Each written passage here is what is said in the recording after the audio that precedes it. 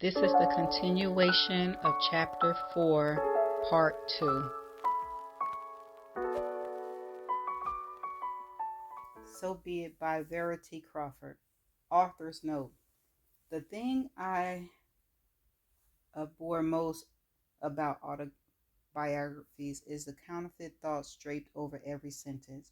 A writer should never have the audacity to write about themselves unless they're willing to separate every layer of protection between the author's soul and their book.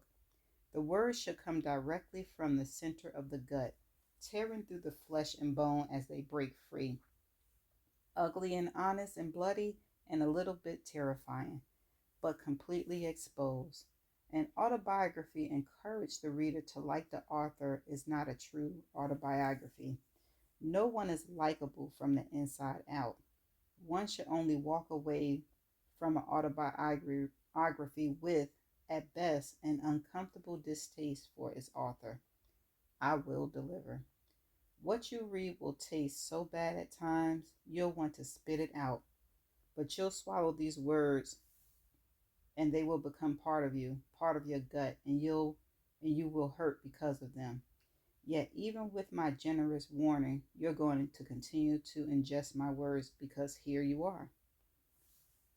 Human curiosity. Carry on. Chapter 1. Find what you love and let it kill you. Charlie Buckowitz, Whiskey.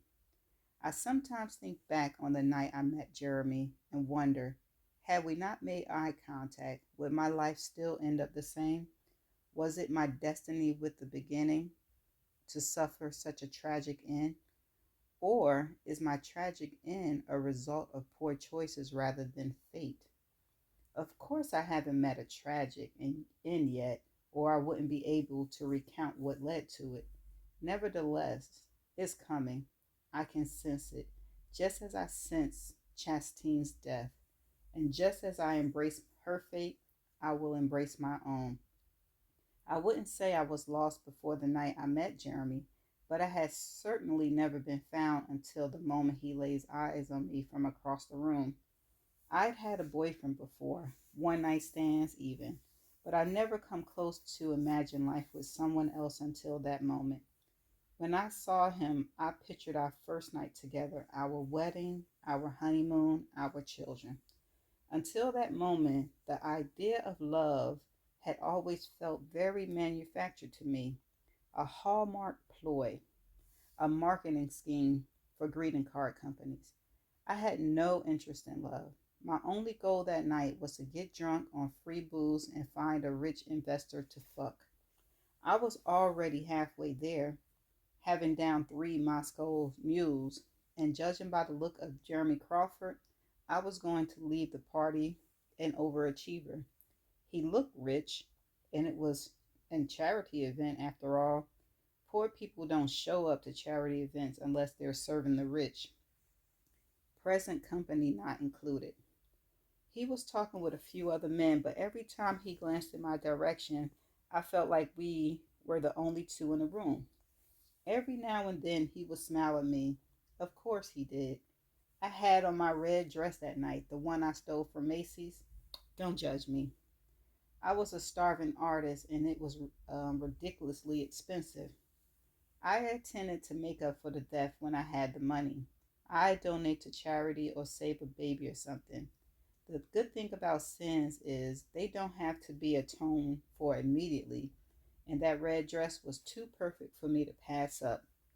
It was a fuckable dress, the kind of dress a man can easily bypass when he wants between your legs. The mistake women make when they choose their clothes for events like this one I was at is that they don't think about them from a man's perspective. A woman wants her breast to look good, her figure to be hugged, even if that means sacrificing comfort and wearing something impossible to remove. But when men look at dresses, they aren't admiring the way it hugs the hips or the cinches at the waist or the fancy tie up the back. They're sizing up how easy it would be to remove. Will he be able to slip his hands up my thigh when they're seated next to each other at a table? Will he be able to fuck her in a car without the awkward mess of a zipper or a Spanx? Will he be able to fuck her in the bathroom without having to remove her clothes completely? The answer to my stolen red dress were yes, yes, and hell yes. I realized with that dress on, there was no way he would be able to leave the party without approaching me. I chose to stop paying attention to him. It made me seem desperate. I was not the mouse. I was the cheese. I was going to stand there until he came to me. He did eventually. I was standing at the bar, my back to him, when he put his hand on my shoulder and leaned forward, motioning for the bartender. Jeremy didn't look at me in that moment. He simply kept his hand on my shoulder as if he were laying claim to me. When the bartender approached, I watched in fascination. Jeremy nudged his head towards me and said, "Make sure you only serve her water for the rest of the evening." I hadn't been expecting that.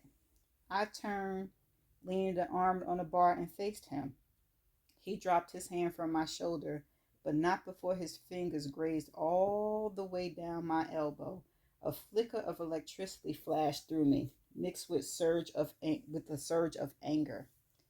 I'm perfectly capable of deciding when I had enough to drink. Jeremy smirked at me, and even though I hated the arrogance behind his smirk, he was good looking. "I'm sure you are. I've only had 3 drinks all evening." "Good." I stood up straight and called the bartender back over. "I'll have another Moscow Mule, please." The bartender glanced at me, then Jeremy, then back at me. "I'm sorry, man. I've been asked to serve you water." I rolled my eyes. "I heard him ask you to serve me water. I'm standing right here. But I don't know this man, and he doesn't know me, and I like another Moscow Mule." "She'll take water," Jeremy said. I was definitely attracted to him, but his looks were quickly fading with that chauvinistic attitude. The bartender lifted his hands and said, "I don't want to get involved in between whatever this is. If you want a drink, go order it from the bar over there." He pointed to the bar across the room. I grabbed my purse, tipped my chin up in the air, and walked away. When I reached the other bar, I found a stool and waited for the bartender to finish with his customer. In that time, Jeremy appeared again, this time leaning his elbow across the bar. "You didn't even give me a chance to explain why I'd like you to have water." I rolled my head in his direction. "I'm sorry. I didn't realize I owed you my time." He laughed, moving moving until his back was against the bar, and stared at me with a tilted head and crooked smile. "I've been watching you since the moment you walked through the door. You had 3 drinks in 45 minutes, and if you keep going at that rate, I won't feel comfortable asking you to leave with me. I'd much rather you make the choice while you're sober." His voice sounded like his throat was coated in honey. I held eye contact with him, wondering if it was an act. Could a man that good looking and presumably rich also be considerate? It felt more presumptuous than anything, but I was drawn in by his gall. The bartender approached with impeccable timing. "What can I get for you?" I straightened up, and breaking eye contact with Jeremy, I turned and faced the bartender. "I'll have a water." "Make it 2," Jeremy said. And that was that.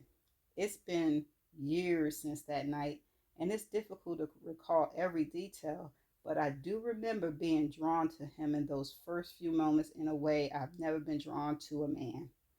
I liked the sound of his voice. I liked his confidence. I liked his teeth, perfect and white. I liked the stubble on his jaw. It was the perfect length to scratch my thighs, maybe even scar them if he stayed down there long enough. Ooh, yeah. I liked that he wasn't afraid to touch me while we talked, and every time he did, the graze of his fingers made my skin tingle. After we both finished our water, Jeremy led me to the exit, his hand on my lower back, his fingers caressing my dress. We walked to his limousine, and he held the back door open for me as I climbed inside. He took the seat across from me rather than next to me. The car smelled like a bouquet, but I knew it was perfume. I quite liked it, despite knowing another woman had been in the limousine.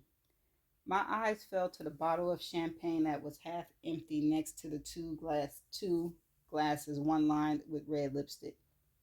Who is she? And why did he leave the party with me and not her? I didn't care to ask those questions out loud because he was leaving with me. That's really all that mattered. We sat in silence for a minute or two, staring at each other in anticipation. He knew he had me in that moment, which is why he felt confident enough to reach forward and lift my leg, draping it across the seat next to him. He left his hand on my ankle, caressing it, watching as my chest began to rise and fall in response to his touch. How old are you? He asked. The question made me pause because he looked older than I was, maybe late 20s, early 30s. I didn't want to scare him off with the truth, so I lied and said I was 25. You look younger. He knew I was lying. I kicked off my shoes and ran my toes across the outside of his thighs. 22. Jeremy laughed and said, a liar, huh? I stretch truth where I see fit. I'm a writer. His hand moved to my calf. How old are you? 24, he said with as much truth as I've given him. So 28. He smiled. 27. His hands was on my knees at this point. I wanted it even higher. I wanted it on my thighs, between my legs, exposing me from the insides. I wanted him, but not here. I wanted to go with him, see where he lived, judge the comfort of his bed, smell his sheets, taste his skin. Where's your driver? I asked. Jeremy glanced behind him toward the front of the limousine. I don't know, he replied, looking back at me. This isn't my limousine. His expression was mischievous, and I couldn't tell if he was lying. I narrowed my eyes, wondering if this man had really led me to a limousine that didn't even belong to him. Who, whose limousine is it? Jeremy's eyes had left mine and were focused on his hand, the one tracing circles over my knee. I don't know. I expected my desire to wane at the realization that he may not be rich, but instead, his admission made me smile. I'm an entry-level scrub, he said. I drove my car here, Honda Civic, parked it myself. I'm too cheap to pay the $10 for valet. I was surprised at how much I was surprised by how much I loved that he had brought me to a limousine that wasn't even his. He wasn't rich. He wasn't rich, yet I still wanted to fuck him. I clean office buildings in the city, I admitted. I stole an invitation to this party out of the trash can. I'm not even supposed to be here. He smiled, and I never wanted to taste a grin like I wanted to taste the one that spread across his face. Aren't you resourceful? He asked. His hand slipped behind my knees, and he pulled me towards him. I slid across the seat onto his lap because that's what dresses like mine were for. I could feel him growing hard between my legs as he pressed a thumb against my bottom lip. I swiped my tongue across the pad of his thumb, and it made him sign. Not groan, not moan. He signed, like it was the sexiest thing he ever felt. What's your name? He asked. Verity. Verity. He said it twice. Verity. That's really pretty. His eyes were on my mouth, and he was about to lean in and kiss me, but I pulled back. What's yours? His eyes flickered back to mine. Jeremy. He said it fast, like it was a waste of his time, an inconvenient interruption to our kiss. As soon as the word left his mouth, his lips touched mine, and as soon as they touched mine, the interior light kicked on above our head, and we both froze, our lips grazing, our bodies suddenly stiff as someone climbed into the driver's seat of the limousine. Shit, Jeremy whispered against my mouth. What an untimely return. He pushed me off of him and opened the door. He ushered me out of the car just as the driver realized someone else was in the car with him. Hey, he yelled into the back seat. Jeremy grabbed my hand and began to pull me after him, but I needed out of my shoes. I tugged on his arm and he stopped as I slid my shoes off my feet. The driver started heading in our direction. Hey, what the hell are you doing in my car? Jeremy grabbed my shoes in one hand and we ran down the street laughing in the dark, out of breath. When we finally reached his car, he hadn't been lying about it. It was a Honda Civic, although it was a newer model, so that counted for something. He paused against the passenger door, dropped my shoes on the concrete, and then swept a hand into my hair. I looked over my shoulder at the car we were leaning against. Is this really your car? He smiled as he reached into the suit pocket and pulled out his key fob. He unlocked the doors to prove it was his, which made me laugh. He stared down at me, our mouths this close, and I could swear he was already imagining what life with me would be like. You can't look at someone that way. He looked at me with the entirety of his past without also imagining the future. He closed his eyes and kissed me. The kiss was full of both desire and respect, two things a lot of men didn't seem to know could go hand in hand. His fingers felt good in my hair and his tongue felt good in my mouth. It felt good to be with him, too. I could feel how good it felt to him in the way he kissed me. We knew very little about each other in that moment, but it was almost better than that way. Sharing a kiss that intimate with a stranger was like saying, I don't know you, but I believe I would like you if I did. I liked that he believed he could like me. It almost made me believe I was likable. When he pulled away from me, I wanted to go with him. I wanted my mouth to follow his fingers, my fingers to stay wrapped around his. It was torture remaining in the passenger seat of his car as we drove. I was burning inside for him. He had lit a fire in me, and I was determined to make sure it didn't go out. He fed me before he fucked me, took me to Steak and Shake, and we sat at the same side of the booth eating french fries and sipping chocolate shakes between kisses. The restaurant was mostly empty, so we were in a quiet corner booth, far away that no one noticed when Jeremy's hand slid up my thighs and disappeared between my legs. No one heard me when I moaned. No one cared when he pulled his hand away and whispered that he wasn't going to give me an orgasm in Steak and Shake. I wouldn't have minded. Take me to your bed, then, I said. He did. His bed was in the middle of a studio apartment in Brooklyn. Jeremy wasn't rich. He could barely afford a Steak and Shake he had brought me, but I didn't care. I was on his bed, lying on my back, watching him undress when I realized I was about to make love for the first time. I'd had sex before, but never with more than just my body. There was so much more of me invested in that moment than my body. My heart felt full of what? I don't know. But my heart had felt empty with the men who came before Jeremy. It was amazing how different sex felt when a person used more than their body. I involved my heart and my gut and my mind and my hope. I fell in that moment. Not in love, I just fell.